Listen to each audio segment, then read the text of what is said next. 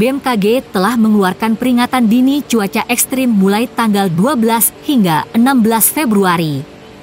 Makassar, Sulawesi Selatan sendiri kembali dikepung banjir. Tak sedikit jalanan yang terendam hingga mengakibatkan akses pengguna jalan terhambat. Dalam pantauan Fajar Co.id, air mulai menggenangi Jalan AP Petarani, Jalan Urip Sumoharjo hingga Jalan Perintis Kemerdekaan. Bahkan di beberapa titik, kondisi air mencapai setengah meter. Salah satu genangan yang cukup tinggi di depan kantor Gubernur Sulsel Jalan Urip Sumoharjo.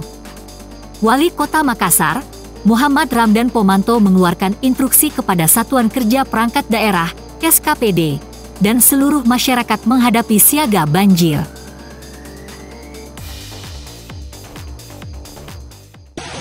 Assalamualaikum warahmatullahi wabarakatuh. Innalillahi wa inna ilaihi raji'un. Makassar hari ini mengalami musibah banjir. Itu bukan hanya di pinggir kota, tapi di tengah kota. Ini disebabkan karena dari pantauan satelit cuaca, kita mengalami hujan lebat hingga sore hari, disertai dengan pasang. Sebenarnya pasangnya tidak terlalu tinggi, karena 2 kali tinggi pasang hari ini. Tadi sekitar jam 9 dan sebentar jam 6. Lebih tinggi daripada sekarang.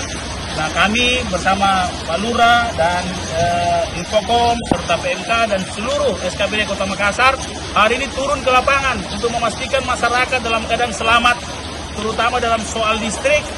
Bagaimana anak-anak kita, saya sudah perintahkan kepada seluruh sekolah-sekolah untuk memulangkan anak-anak kita, pulangkan ke rumah masing-masing, memastikan anak-anak kita ada di rumah, dan senantiasa dihindari barang-barang besi karena air sekarang sudah kondisi 1 meter hampir di seluruh wilayah Kota Makassar, dan eskalasi cuaca makin hari sampai puncaknya jam 12 dari pantauan cuaca jam 12 sampai jam 1. Nanti sekitar jam 4 baru cuaca agak mereda. Sehingga kepada seluruh masyarakat Makassar, pertama selamatkan diri kita semua, selamatkan anak-anak kita, keluarga kita, pastikan ada di